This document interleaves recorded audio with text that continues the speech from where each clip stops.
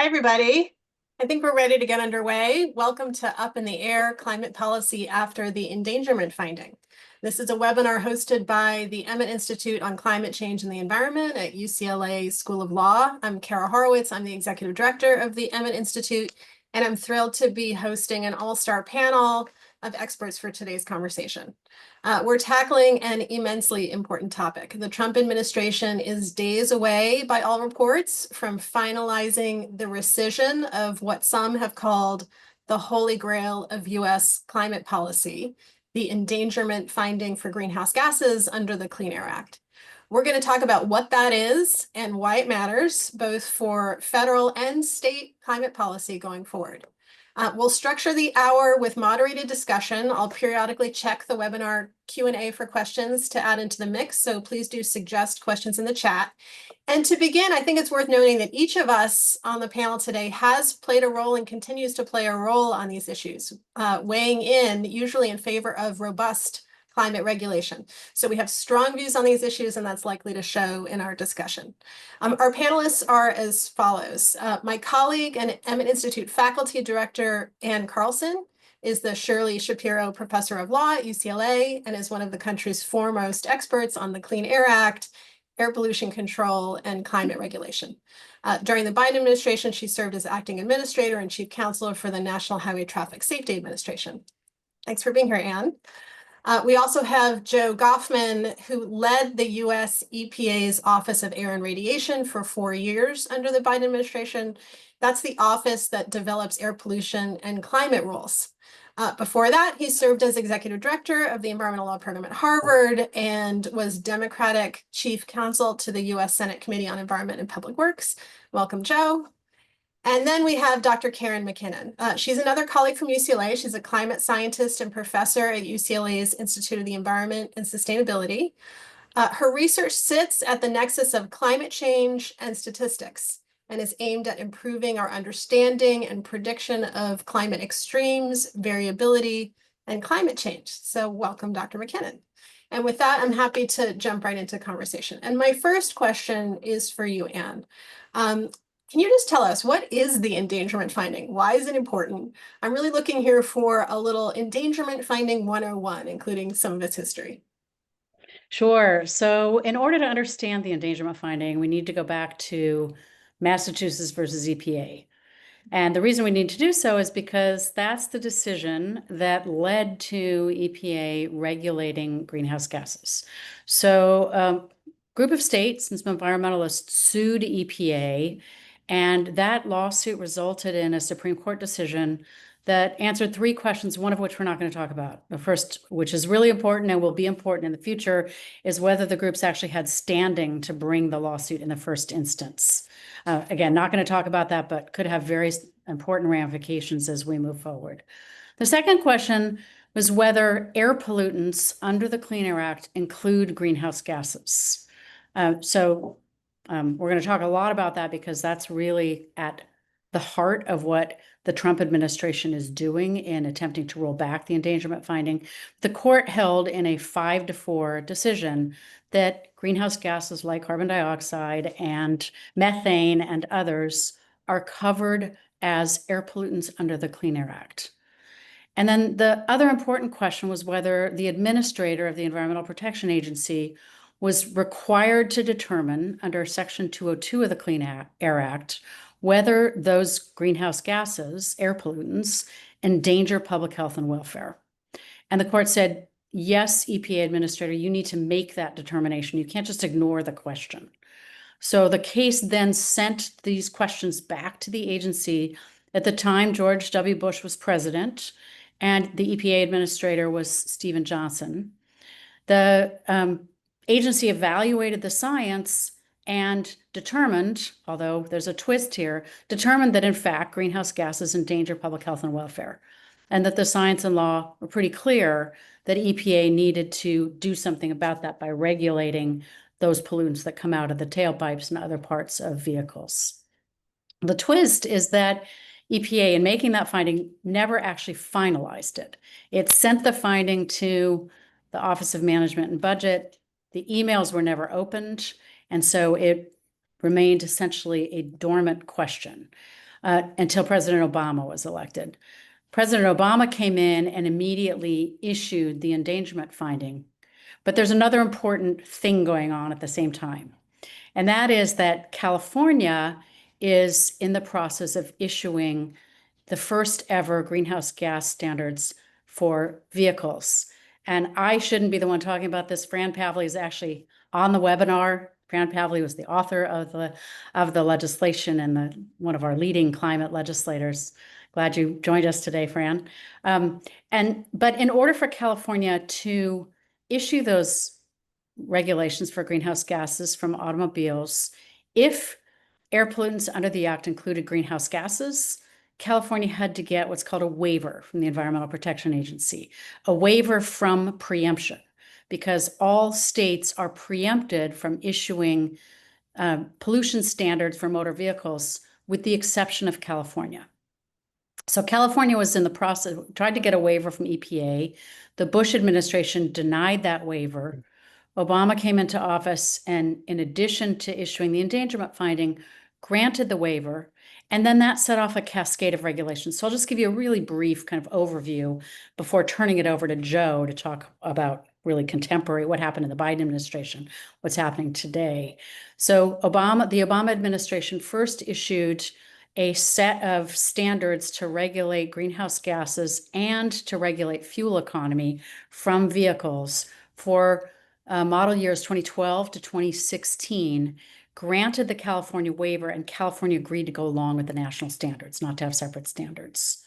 Those standards went into effect, and then the Obama administration issued a second set of standards for 2016 to 2025. It did two other things under the act that are significant here. One is that it also, so when the endangerment finding was issued, it applies to vehicles, but that language is also used in other parts of the Clean Air Act. And so once you determine that the emission of greenhouse gases endangers public health and welfare, that really sets off this regulatory cascade. It's not limited to vehicles. So EPA issues standards for new sources of greenhouse gases. That's big manufacturing facilities, cement plants, electric generating units, all sorts of big facilities that emit large amounts of greenhouse gases. And the details of the rule are actually subsequently become important in litigation. And then they also issue something called the Clean Power Plan, which regulates greenhouse gases from existing power plants. Both of those rules, the new source rule and the Clean Power Plan, wind up in the United States Supreme Court. And those decisions, one is called UARG versus EPA. That was the new source decision. The other is West Virginia versus EPA, are going to be really important as we move forward and see what happens to the endangerment finding. Just a little preview. UARG upheld the new source rules, but it did so in a way that was somewhat complicated and limited EPA power. West Virginia versus EPA overturned the Clean Power Plan. Okay, then fast forward to the Trump administration. Trump administration, the first round, comes in and dramatically scales back the vehicle standards. That's the GHG and CAFE standards. So these are issued under the Energy Policy and Conservation Act in addition to the Clean Air Act regulations. They scale those back starting with model year 2021. You might wonder why 2021. It's because it took a very long time to get through the regulatory process to actually roll back some of the Obama standards. So a lot of the Obama standards actually went into effect. I think that's important to acknowledge. So from 2012 to 2020, those are Obama era standards that are cutting greenhouse gases and improving fuel economy in vehicles. 2021 to 2025, we have what is called the SAFE rule, which is the Trump rule that essentially comes close to freezing greenhouse gas standards and fuel economy standards, essentially limits them so much that it's the same thing would happen if you had no regulations in place. The Trump administration also replaces the Clean Power Plan with a rule called ACE rule. That rule actually gets struck down in court, although it didn't make its way all the way to the United States Supreme Court. And then the Biden administration comes in. And you might now be discerning a pattern, which is Republican presidents are rolling back the standards or limiting them.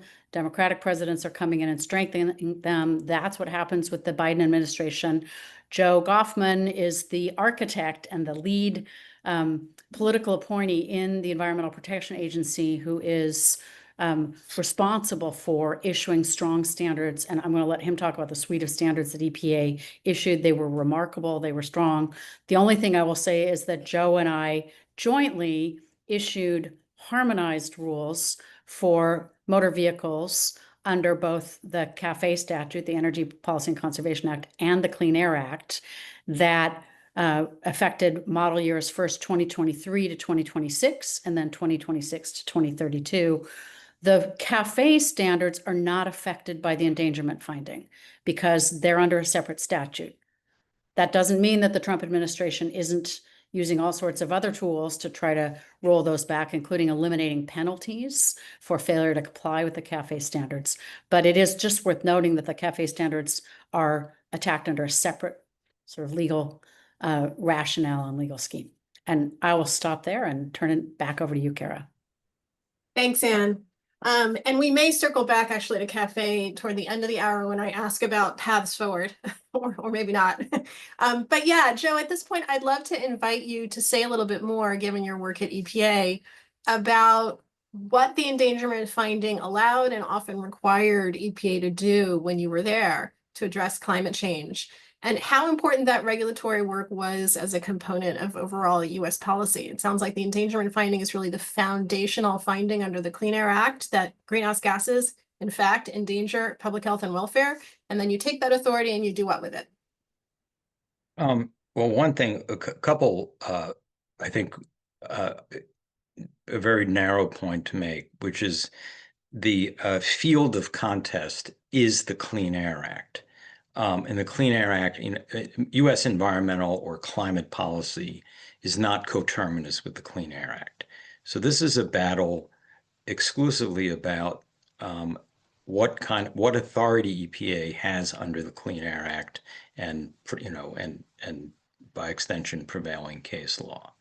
And if the administration's ambitions are entirely fulfilled, including, eliciting favorable Supreme Court rulings, it'll take the Clean Air Act off the board as a toolbox for climate policy, but it will not eliminate other tools. And Anne already alluded to NHTSA's CAFE authority, and the Inflation Reduction Act, for example, had plenty of high impact climate policy in it as well. So we're just talking about the Clean Air Act.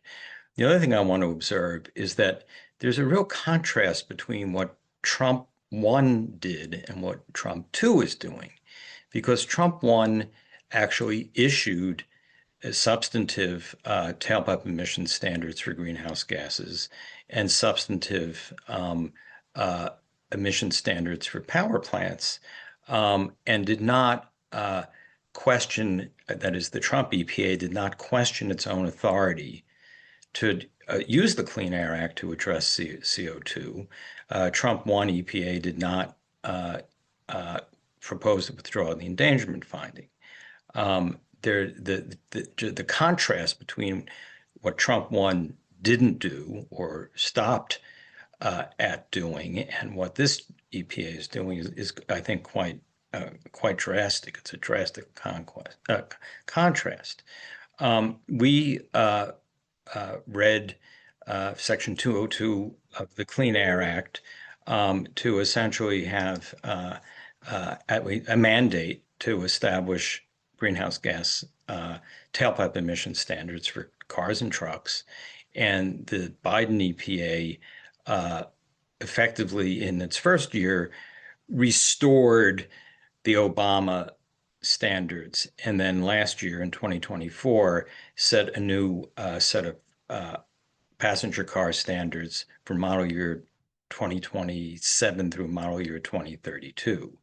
And we took full account of all of the available technologies, from improved internal combustion engine efficiency to hybrids, to plug-in hybrids, to battery electric vehicles, and set a series of tailpipe emission standards based on that mix of available technologies.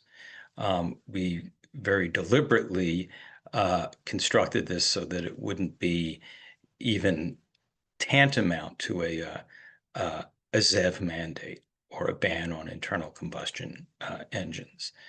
The tailpipe emission standards were part of a kind of trifecta of Clean Air Act climate rules. We set standards under the carbon pollution standards for power plants and standards for methane for the oil and gas sector. To editorialize a bit, the EPA's authority to set tailpipe emission standards and to set methane standards for the oil and gas sector, I think, are fairly high stakes. That there are other climate policy tools outside of the Clean Air Act to address those sources and those sectors, but it is important for the Clean Air Act to retain its authority to do that in those sectors. Continue to editorialize here. I think it's important to retain the authority to regulate standards for power plants, but the tools in that toolbox are much lower leverage than other tools. And I think the IRA and its approach, if you will, supply side approach, is an illustration of higher leverage tools. What Biden EPA did was really leave behind, a kind of coverage of a lot of the waterfront of greenhouse gas emission standards using our Clean Air Act authorities that survived multiple challenges and persisted. And I might note that the DC Circuit upheld the original endangerment finding, upheld EPA's authority to set greenhouse gas emission standards for passenger car tailpipes, and the Supreme Court declined to grant cert on the DC Circuit's decision. Great, thanks, Joe. And I'm going to stick with you for a second. With that background understanding, can you now give us a quick explanation of the current proposal to rescind the endangerment finding? So what's the Trump administration proposing to do? And what are its stated rationales for the proposal legally? What are its legal justifications? Well, I never go anywhere without a soundtrack playing in my head. And the soundtrack for what this administration is trying to do is Pink Floyd's "Brick in the Wall," because what the administration is assembling is what it hopes will be an impregnable wall against any future action to regulate greenhouse gases under the Clean Air Act, and it's offering an interpretation of its authority to issue the endangerment finding that either explicitly, and here I'm blending its legal theory of withdrawing the endangerment finding and its legal theory for repealing the greenhouse gas emission standards. But the proposal is kind of a smorgasbord of arguments that either explicitly call on the Supreme Court to reverse Massachusetts versus EPA, or set significance or threshold tests in terms of the quantity of greenhouse gas emissions from the power sector or the transportation sector that, in any conception of the real world, are unmeetable. So if the court doesn't accept the invitation to reverse Massachusetts versus EPA explicitly, but accepts the proposition that it's within the discretion of the EPA administrator to define significance in a way, and then conclude that in these cases, and that in the case of tailpipes, in the case of smokestacks, greenhouse gas emissions from either sector don't meet the significance threshold, then in effect, the EPA's authority going forward to regulate either sector, will not be viable for a future administration. When it comes to the endangerment findings specifically, the agency basically argues that embedded in the concept of endangerment is a species of this threshold argument that CO2 or greenhouse gases from the automobile sector does not contribute enough to the global inventory to really present a threat or a danger. They also make an argument that endangerment is kind of a net concept, and that the administrator either can or must take account of the costs of regulating greenhouse gases, and basically creates this kind of, again, smorgasbord of arguments, to add bricks to the wall that they're trying to erect here. And do any of those legal justifications seem either particularly strong or particularly weak to you? Did they surprise you at all? And I'm also going to extend this question next to Anne. But Joe, why don't you start?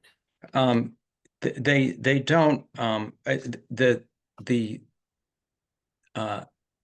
There's one way of characterizing the surprise that they represent, and that's this.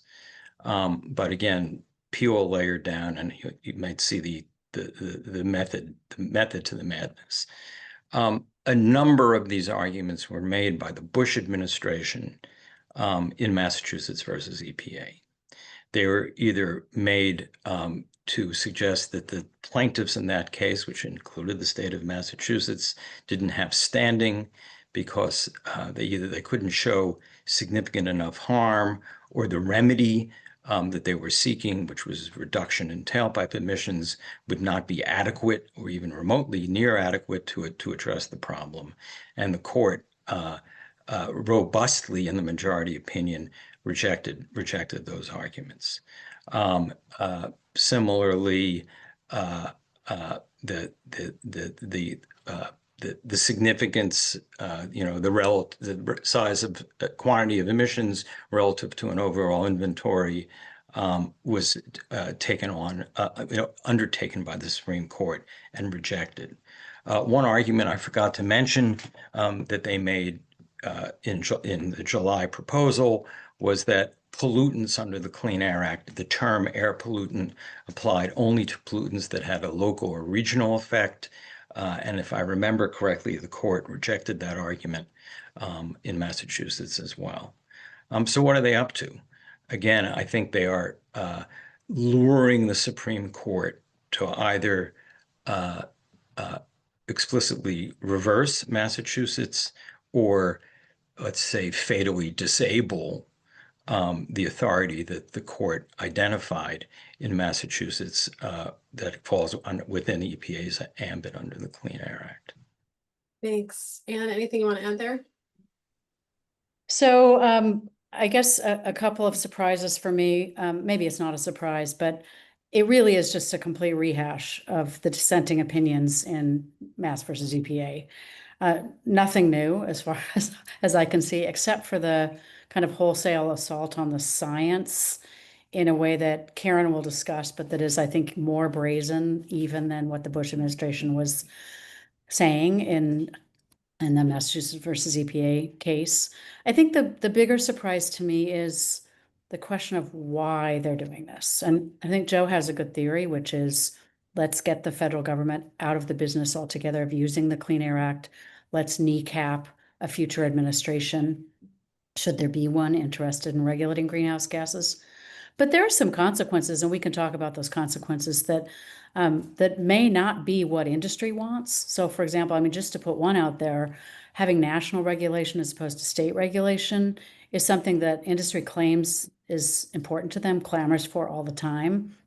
You get the federal government out of the business of regulating, and it sure seems like there's a vacuum opened up for states, certainly on the power sector side, and oil and gas potentially. Vehicles are more complicated, and we can talk about that. So I do think that this question of why is the big one. Industry is seemingly pretty divided on whether they want the endangerment finding to disappear, or maybe not even divided. There may be some, outliers who are in favor, but I think for the most part, industry would prefer to have a federal role here, and some stability and certainty, although we certainly haven't had that over the course of the last 16 years or so. So the legal arguments, again, not a giant surprise, although the audacity of the science, I think, was pretty jaw-dropping. Great. Yeah. And Look, that's look, great. Go ahead. they're just playing all the greatest hits of climate denial. To stick with the musical metaphor, and to your point, the major trade association representing the auto manufacturers actually, in its comments, asked for what they characterized as a backstop rule, rather than a complete repeal with no replacement of the tailpipe emission standards. Thanks, Joe. And we'll circle back to some of those potential, maybe even unintended consequences for state and state regulation in a bit, Anne. But this is a good segue to bring Karen into the conversation, talking about the science. So the Trump administration, in part, is making a scientific argument that we can't actually say that greenhouse gases from motor vehicles endanger public health and welfare. And the EPA writes, for example, and I reread this morning, that data since 2009, when the endangerment finding was adopted, suggests that the balance of climate change as a whole appears to skew in the direction of net benefits, or is at least too uncertain to establish a credible and reliable finding of actionable risk. So that's from EPA's proposal. Karen, you joined with many other leading scientists to push back against those conclusions in a pretty prominent set of comment letters, one to Department of Energy and one to EPA. Can you summarize the main scientific criticisms of the Trump administration's stance here? What's the Trump administration getting wrong on the science in the view of you and your colleagues? Yeah, thanks, Karen. Fascinating to listen to this conversation between Anne and Joe as well. So, as just mentioned, I'm coming here from the climate science side. I think it's almost helpful to think about what's going on with the science in a little bit as of narrative form, although the timescales are much shorter. So this report that's being referenced came out at the end of July. So we're kind of 2 months into kind of a very rapid set of reports and responses on the climate science side. So at the end of July, a report came out from the Department of Energy that was written by 5, I guess, climate scientists, but not not necessarily representing the climate science community as a whole. They were hand selected by the Energy Secretary, Chris Wright, and produced this report focused more on the climate science side. So it's titled A Critical Review of Impacts of Greenhouse Gas Emissions on the US Climate. It's actually, I think, a little bit hard to summarize exactly the scientific critique of this report because there are so many inaccuracies and misleading statements in this report. So to just provide a visual, I'm going to share my only slide in this talk, which is actually just taken from something that Carbon Brief produced. I hope this is going through. Here's the link on the bottom if anyone wants to check it out. But basically what they did is they reached out to a number of climate scientists, including myself, and they said, you've been cited in this report. Can you take a look at where you were cited? And of course, anything else in the report that you're an expert in, and identify whether the claim made about your paper or your field of study is false or misleading. So they produced this visual. So what's going on here is that every one of these little tiny pages is a page from the report. And anything that is red says this page includes at least one false claim. So that's actually an inaccurate claim about the science. Anything that is orange has at least one misleading claim. And then these white pages either have been stated as accurate or maybe just didn't receive any comments. But I think the important thing is, if you think about this being, in theory, what should be a trustworthy report from the federal government, ideally this should all be white. We should not be having false or misleading claims about science coming in one of these government reports. But what we saw instead was that there were kind of a number of false and misleading statements throughout the report. So maybe just to make it a little bit more concrete, I can tell you bits very briefly about the parts of the report that were most related to my research, because those are the ones I know the best.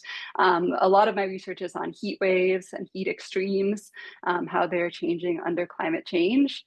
But the report came by with these statements saying that actually greenhouse gas emissions have had little to no effects on heat waves, which for almost anyone in the world who has experienced recent heat, but certainly for those of us studying heat, that claim is so clearly wildly inaccurate.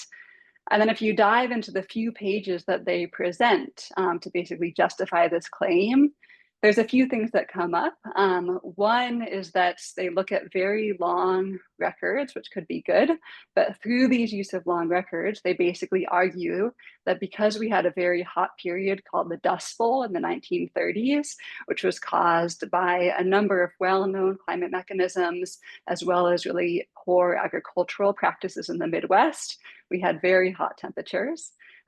Those were caused by something different from what's causing climate change now. But the argument was basically made that because we had these hot temperatures in the past, climate change is also just natural variability, despite many different lines of evidence that help us understand that it's really due to human activities, primarily emission of greenhouse gases. They did kind of custom analyses using relatively low quality and non-representative data to argue their points, and then basically ignored all of the giant body of published literature on heat waves that very clearly shows that increasing heat waves are linked to climate change. And then there was just kind of egregious cherry picking. For instance, I wrote a paper on a major heat wave, and they took out one sentence of my paper that by itself made it seem like the heat wave was just due to weather. But if you'd included the prior sentence, it was very clear that there's a climate change component as well.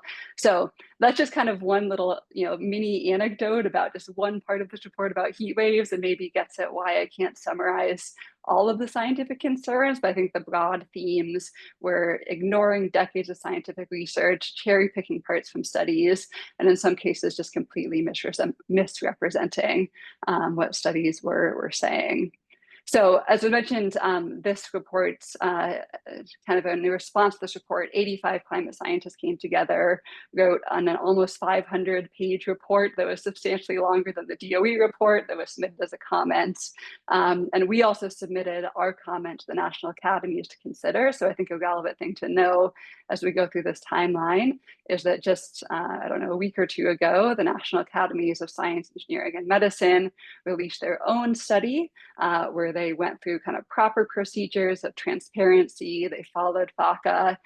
They brought, climate scientists and also health experts together, many of whom are members of the National Academies, and wrote a report that basically said what we've known for a long time, which is that greenhouse gases are causing climate change, and that climate change has clear impacts on human health. And so there was a pretty, I'd say, robust response overall within the scientific community. And then I think that that's led to, probably most importantly, this National Academies report. And we'll kind of see what happens next. Thanks, Karen, and thanks for your work. I'm wondering if you want to say just a few words, maybe on a more human level, about how the scientific community is reacting writ large to the proposal. I'm kind of imagining that you feel like you're in the movie Don't Look Up, or something like that. Like, are you galvanized? Are you all angry? Are you very, very, very tired of fighting this battle? I'm just curious. I think all of the above. And I have to admit, I've actually never seen the movie Don't Look Up. It just felt like it was maybe too close to home. Yeah, I think the climate science community, unfortunately, has a long, set of years of experience of dealing with being incorporated in politics in not necessarily ideal ways. So I don't think this is like coming out of the blue. A lot of people have dealt with these types of things for a long time in various different guises. yeah, I mean, I would say people were definitely galvanized. I mean, the amount of energy that went into producing, for instance, the report that I played a very small part in compared to the organizers of the report. I mean, bringing together 85 people to produce a coherent, document that everyone was happy with. That was a ton of work. So it was a huge amount of galvanization. But of course, it also is just, to even have to fight that fight after the science has been so well established and so long, and especially when many of the claims in the report, as I mentioned, they're just kind of inaccurate or just so clear cherry picking. Like it just feels like you're not really there. It was very clear the authors of the report, I think, didn't truly want to engage in like the modern day level of understanding of our climate system in the way that they wrote the report. So I think all of those emotions were present. In some sense, I think maybe some other folks will talk about this more later, there's some discussion now that maybe the science argument won't even be made as they consider, taking away this endangerment finding. And I don't know if that's a win or a lose on our side, in some sense. Is it a win because it meant because there was this big response, now that argument's maybe not being considered? Or is it a loss because people spent hours and hours and hours of their time when they could have actually been doing their, primary scientific work or hanging out with their kids or whatever they stopped doing in order to do this report? Was it just kind of a distraction? And I don't know if it's necessary to answer that question, but I think it has felt like a pretty big lift on the climate science community side to have to respond to this poorly kind of written report. Thanks so much for that. Which brings me actually nicely to my next question, which is about how this might be finalized. So notwithstanding these and other criticisms and comments, journalists are reporting that the rescission is likely going to be finalized in the next couple of days or this week. And I'm curious what you're hearing about in what form it might be finalized, and what might come next in terms of challenges. Obviously, there's going to be litigation. How do you see that litigation playing out? So I'm pretty much hearing what you're hearing, Kara. There are mixed reports about whether the science rationale for repealing the endangerment finding will remain in the report.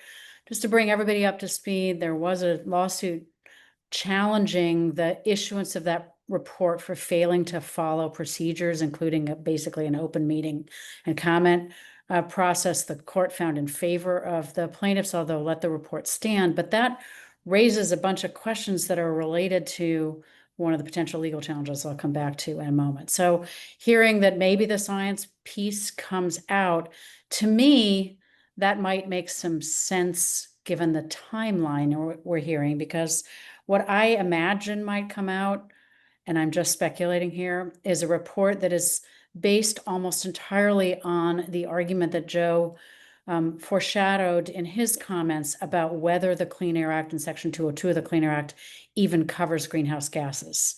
That was the dissenting argument in Massachusetts versus EPA. It would require an overturning of Mass versus EPA, but this is an entirely different court. None of the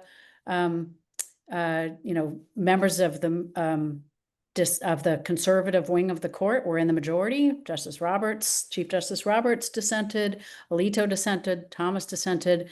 We pretty much know that Kavanaugh would, based on his record on the DC Circuit Court of Appeals, where he expressed grave skepticism about using the Clean Air Act to regulate greenhouse gases.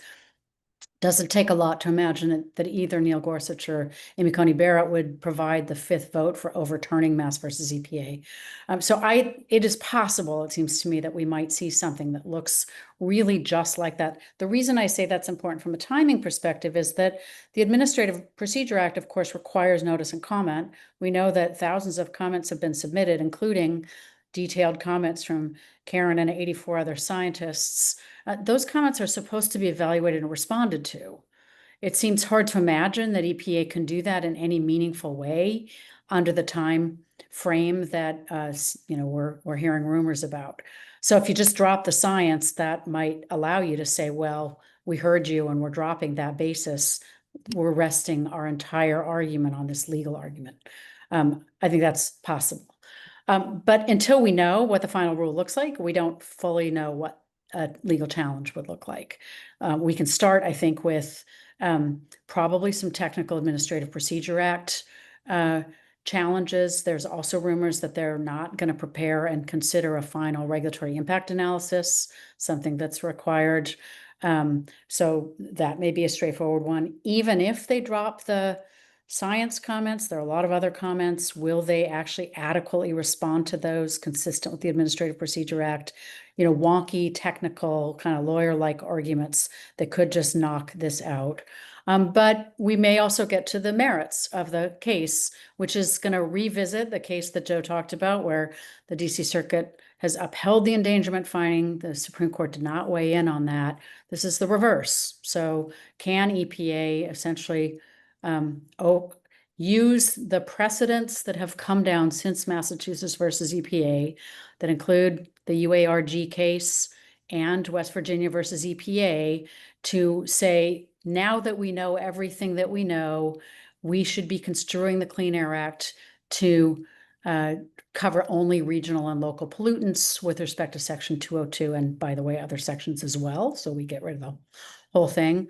That is the nut. That is the crux of the case.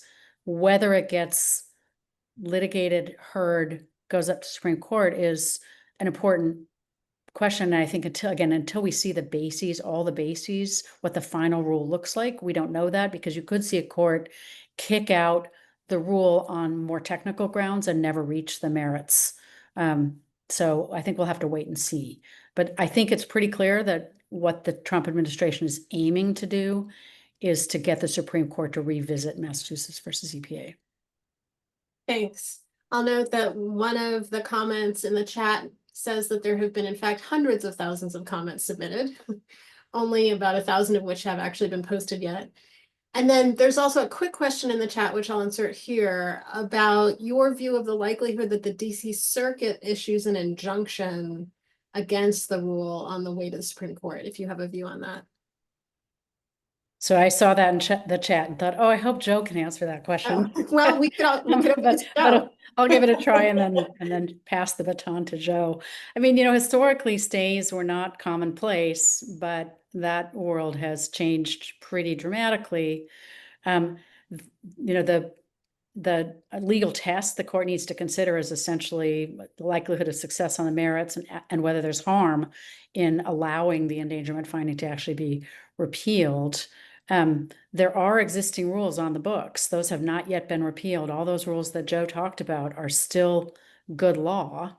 They may not be for much longer, assuming, presumably EPA is going to repeal all of those. But they would have to replace them with something if there's no endangerment finding. So I think there's a reasonably strong case for a stay. But I guess the other obvious point to make is that, boy, does it depend on the panel. The panel that has been hearing a lot of the challenges to various Trump policies has been extraordinarily pro-Trump. It's got 2 Trump appointees on it, including one of my law school classmates.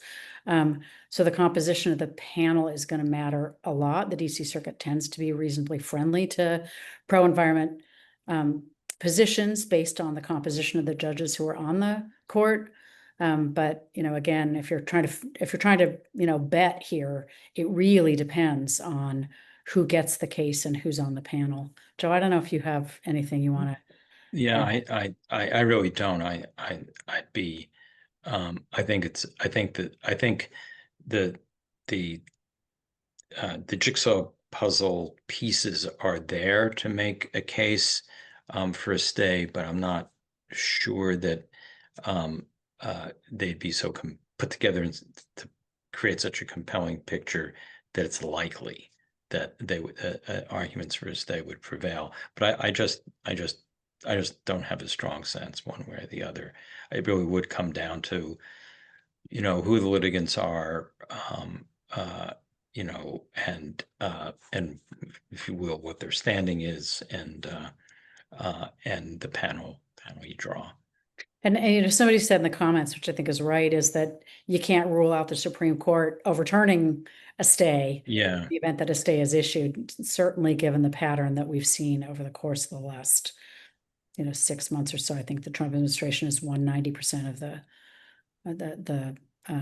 shadow docket cases that have come to the court. I saw that too and had the same thought.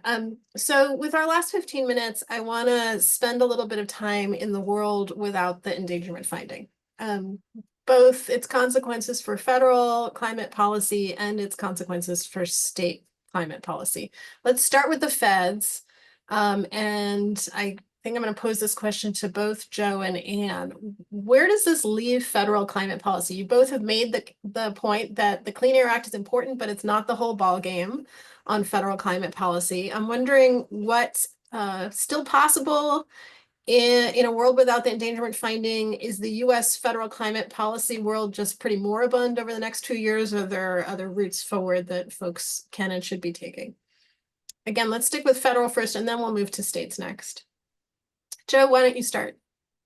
Well, I think, the blunt force politics between now and at least 2029 are all stacked against, action on action that would either be explicitly aimed at dealing with climate change, or even with reviving at least federal investment and federal policy in clean energy.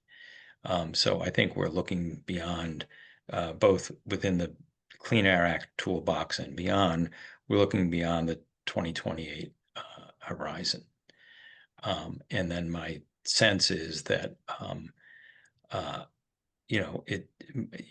my sense would be is that it would matter, assuming that this EPA and this administration gets it all the way to the Supreme Court and gets some flavor of a victory on the questions of either statutory application or statutory interpretation, or statutory interpretation as applied. Depends on what those arguments were as to whether or not a successor administration would take on another set of theories to revive its the EPA authority to regulate tailpipe emissions. Again, I think that's perhaps of the authorities under challenge. I think that's an important authority to try to rescue from the maw of a repeal of a de facto repeal of Massachusetts. But then you look for other places in the toolbox. Just because they may succeed in taking EPA off the board, but there are other policies. Now, those policies in many cases involve congressional action. And then we move into the realm of legislative and electoral politics. Thanks. Anne, anything you want to add on federal policy, or you want to swing to states and consequences for states? Sure, I'd commit malpractice if I didn't talk about the CAFE standards and the Energy Policy and Conservation Act. So there are, of course, other federal statutes that provide some opportunity to reduce greenhouse gases. I want to point to one that I think is probably the most important in my view, and that is that NHTSA retains the ability to regulate fuel economy and efficiency from heavy-duty vehicles. And those are, if you want to talk about places where I think policy is important to continue to push technological innovation, I think the heavy-duty sector is one. And unlike the passenger vehicle side, the authority that NHTSA has under the Energy Policy and Conservation Act, as amended by another statute, is much less constrained in the way. So the CAFE statute places a lot of limitations on NHTSA's authority. The most important of which is that NHTSA cannot take into account zero-emission vehicles in setting its standards. And as we see, even with the Trump administration, the continued influx of EVs into the automotive fleet, that authority gets more difficult to implement in a way that is meaningful and that takes into account the real world. Not true on the heavy-duty side. And I've been most concerned, I think, in the vehicle space on the heavy-duty side, as opposed to the passenger vehicle side. FERC has a lot of power It has interesting power that I think could be utilized that's not affected by the Clean Air Act. FERC is the Federal Energy Regulatory Commission, if you don't follow that. We retain some tax incentives in IRA, including some for wind and solar in the short term, but also for geothermal and other sorts of zero emission power sources. I don't think we should write those off. Energy efficiency standards remain, that law remains in effect. Super important to be cutting energy through increasingly efficient appliances and so forth. I mean, what we've done with refrigerators is nothing short of miraculous. That comes out of federal policy. So there are a lot of tools. The Clean Air Act is the centerpiece, but it's by no means the only way to regulate. And that all remains in effect. Some of it actually can be utilized against the Trump administration to, sue to get them to issue standards, query whether that's worth the legal resources at this point. But there are obligations on the part of agencies, believe it or not, to actually follow the law. And some of these laws actually mandate, evaluating and issuing standards in these areas. So all is not lost, but obviously the Clean Air Act is an extraordinarily important tool. I do want to say just one more thing about CAFE, which is that, it remains on the books. The standards continue to remain on the books. There is a new provision in federal law that rolls back the penalties on compliance with the standards to zero. Still remains an open question whether you ought to be complying with those standards, whether or not you can't be, whether or not you have to pay financial penalties. Do you want to be violating the law if those laws remain on the books? Those standards have not been rolled back, although there's some strange interpretations suggesting that they're perhaps not enforceable. But we still have some climate policy on the books. It hasn't disappeared yet. Can I just add something?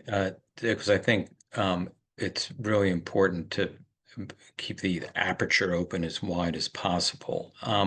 That from my own, and this is anecdotal, but I have been at this a long time, so I have a lot of anecdotes. The point of the exercise is not to, add verbiage to the code of federal regulation.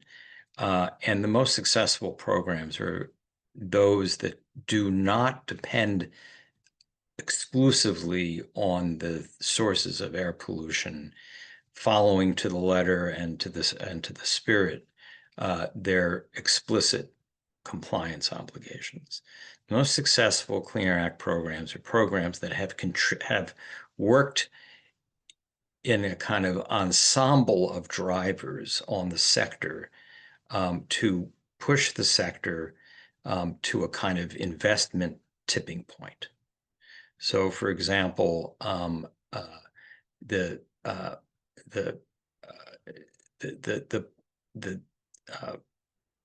just a couple of kind of broad examples. The acid rain program, which was enacted in 1990 and had a cap on SO2 emissions. Well, that cap became not constraining, not binding, because other things were happening in the fossil fuel or the coal sector to just tip the balance away from high sulfur coal to low sulfur coal. So the program ostensibly overperformed or overachieved, but it was because it worked in a kind of harmonic convergence with other things that were happening in the coal sector. The Clean Power Plan set targets for states and an overall resultant CO2 reduction regime.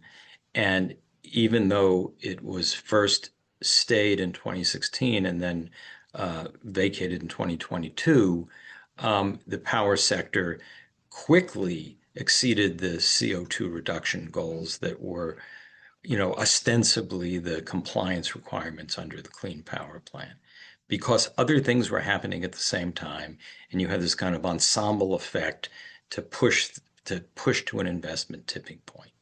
So think about the whole toolbox, either the surviving tools or whatever shadow of a Clean Air Act survives, in this kind of ensemble framework as we're thinking of devising a climate and clean energy and clean transportation world in 2029 and beyond. Thanks, Joe. And yes, speaking of other things happening at the same time, that brings me right to where I wanted to land, which is on state power and effects of this action on state power. Some of us anyway are here in California. We've already talked about the ways that California has historically led on vehicle emission standards for GHGs and in other ways on climate policy. And you've written that there may be unintended consequences here of the repeal of the endangerment finding for states. I'm wondering if you could talk a little bit about where this might leave state authority. Sure. Although I want to add another No? tool that we don't really control, but an important tool in the toolbox, and that is what's happening globally. Makes a huge difference in terms of technological innovation and development. Obviously, Chinese electric vehicles are the best example of that, where we're seeing very high quality vehicles at very affordable prices. That is going to upend the global vehicle market, whether or not the Trump administration rolls back CAFE standards and GHG rules or does away with the endangerment finding. So it's just important to keep that in mind, that progress is going to be made regardless of what they do. Much of it will come from outside the borders of the United States, but some of it will come from within. And that's in part because of state policy, not just California policy. It is important to keep in mind that states are preempted from issuing vehicle standards, but they're not preempted from a whole host of other programs that we see. California's Cap and Invest program I have that title right now, I think. It used to be Cap and Trade, now we're calling it Cap and Invest, is a very good example of that. We have limitations on stationary sources. Colorado has regulated methane. There is a regional cap and trade program in the Northeast. There are also a lot of financial investments that states are making, investments in charging infrastructure, which is really, really important as we try to push toward a clean transportation future, fleet investments in zero emission buses, incentives for heavy duty trucks to be zero emission vehicles, and a lot of programs that remain in place, particularly with California's leadership on the heavy duty sector and on the light duty sector. So I do want to just lay that as a baseline that's important, and then add a couple of points about what could happen in the event that the endangerment finding is repealed and that repeal is sustained. So the first thing that could happen is that we could see essentially the undermining of a case called American Electric Power versus Connecticut. That's a case that was issued a number of years ago to say that litigants could not bring federal common law nuisance cases to get emitters to cut their greenhouse gas emissions. It was brought against a number of power plants, a particular, one big entity that operates a bunch of power plants.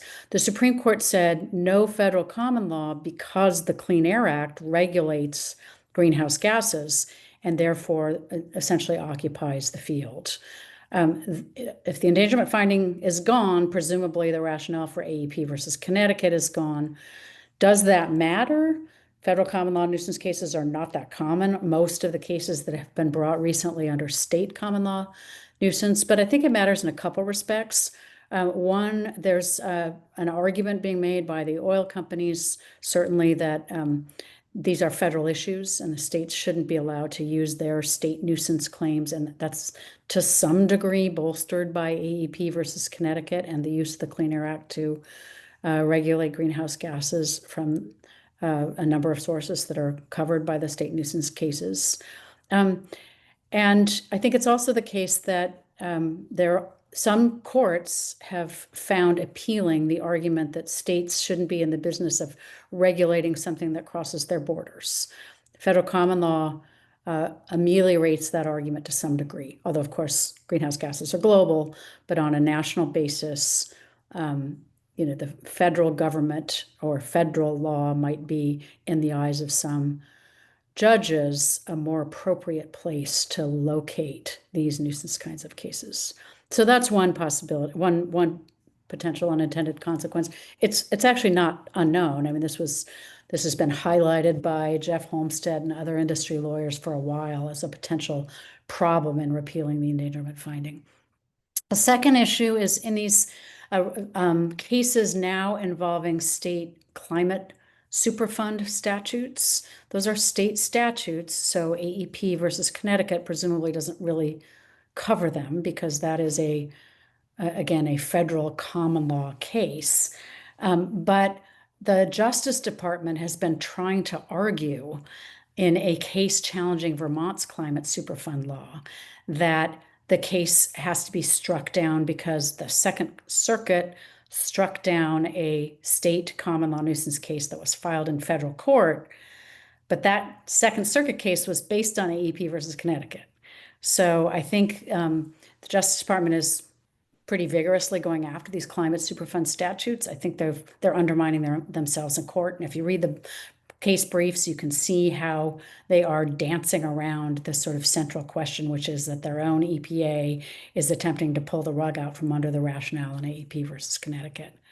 And then there's a third possibility, and this is probably more controversial, but I think is a very valid possibility, and that is that under the Clean Air Act, Section 209 of the Clean Air Act preempts all states but California from regulating auto emissions.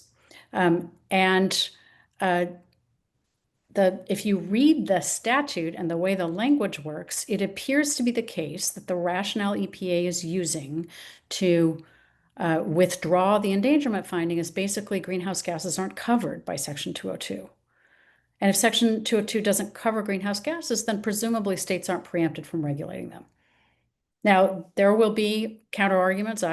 This is not a slam dunk argument, but it certainly is a strong enough argument that if I were a state and the endangerment finding disappeared, I would be evaluating the possibility that I, as a state, could regulate emissions from vehicles.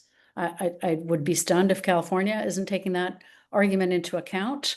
And that may be the single most feared outcome by industry of repealing the endangerment finding, because, the standard refrain, Joe heard it a lot, I heard it all the time, is that we want one national standard for vehicle emissions. We don't want 50 separate ones, although the idea that Wyoming or Delaware is going to regulate has always struck me as a specious argument. But you could have California and New York, right, under this circumstance. That was actually what we were facing in 1966 when Congress first preempted the states but allowed California to go forward. New York was about to issue standards stronger than California standards. So this could be a be careful what you wish for moment. And it's one where, coming back to this, this sort of the curiosity of repealing the endangerment finding continues to, puzzle me. Like, do you really want to cede federal authority over this regulatory world when you can use that authority to roll back and weaken pretty substantially what a previous administration has done, although with legal risk? The ACE rule got struck down. I think SAFE was on its way to being struck down, had all kinds of problems with it. But, and maybe because you cut the staff so heavily at the agencies, you don't have the staff anymore to replace the rules with anything else. But I do think that there's a moment here where there could be a silver lining to the repeal of the endangerment finding. The ACE rule was struck down because they were trying in the ACE rule to do version 1.0 of what they're doing here, which is sort of to read a certain dimension of EPA Clean Air Act authority out of the act. And the DC Circuit said, no, you can't. It's not that, your authority is not that narrow. But I think you really make a good point, Anne, which is they're ceding authority. They're proving too much, and they may be ceding authority that they'll regret. And I think you can tell that they're aware of that because there is some language in the NPRM that is headache-inducing if you try to read it more than once. But it's clearly an attempt to say, whatever we do here, we're still, AEP is still good law, and we still can, and the remaining Clean Air Act, and 209 still has its preemptive effect.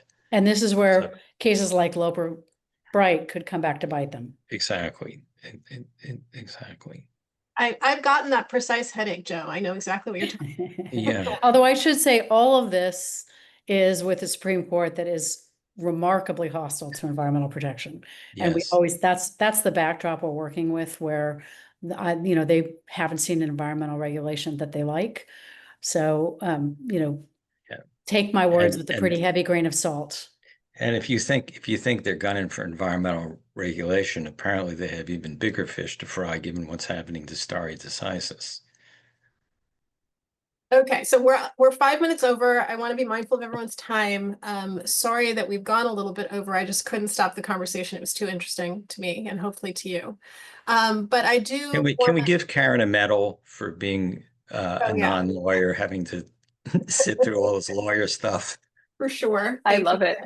it. Also for being a scientist who fought back. Yes, I think right now we scientists are most thankful to you lawyers. So everyone's doing a lot of good work right now.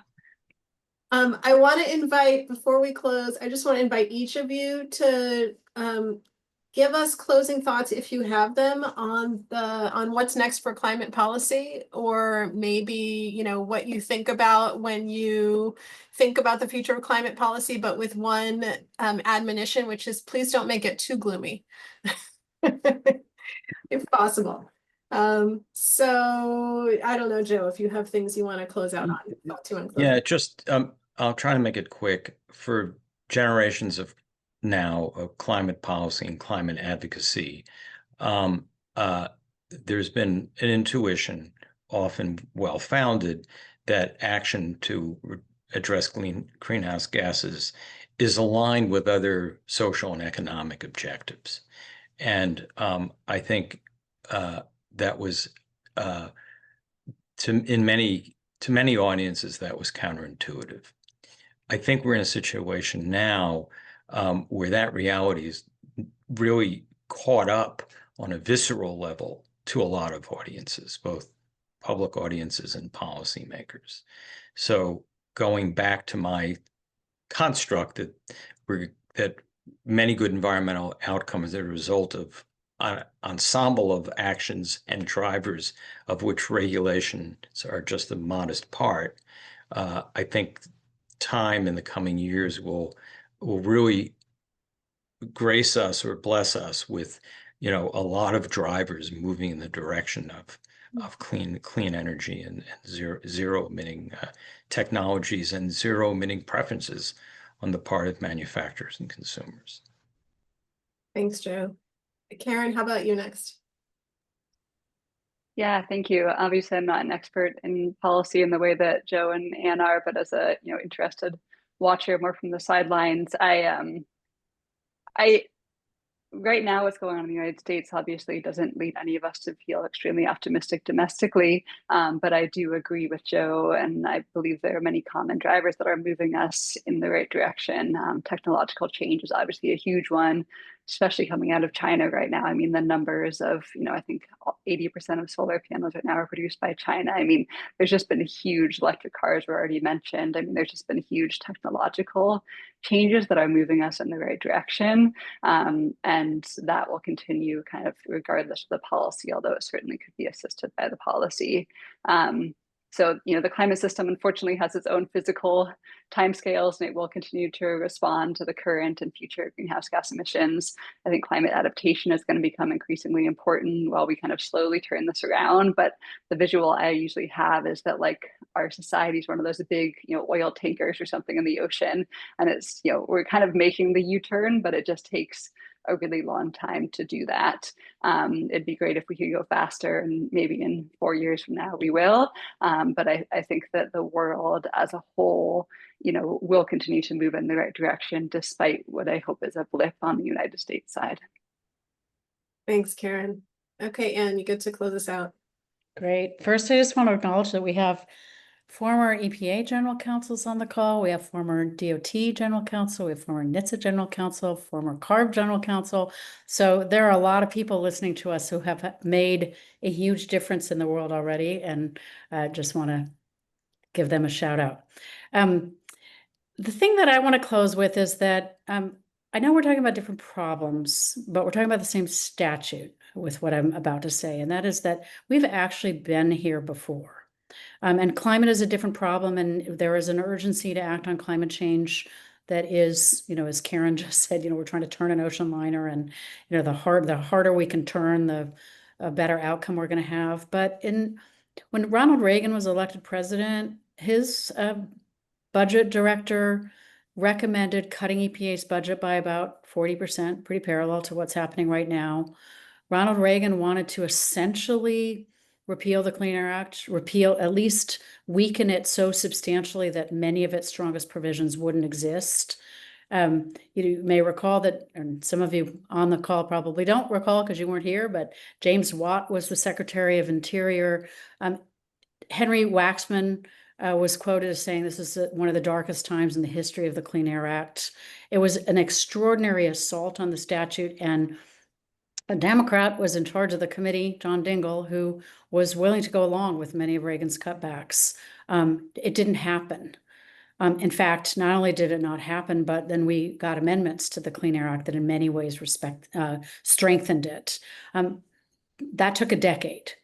And it took an extraordinary leadership. It took environmental lawyers, it took scientists, it took activists, it took political leaders, but it happened. And I think it's important to keep that time scale in mind as we go through what is another extraordinarily dark time in US environmental politics.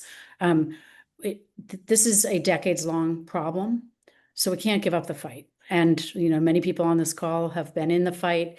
Many students who are on the call will join the fight as they go forward. That's the greatest hope I have, is a new generation who, I hope will take some of these lessons and go, challenge all of this. So we shouldn't give up. It doesn't mean it's not dark times, but it's not unique either. Some other things I think that are going on in the federal government are unique. I think on environmental policy, we have been here before, and we're going to need to fight our way back, but we can do it. Thanks so much, Anne. Okay, and with that, I thank you all for joining us, and wish you the best.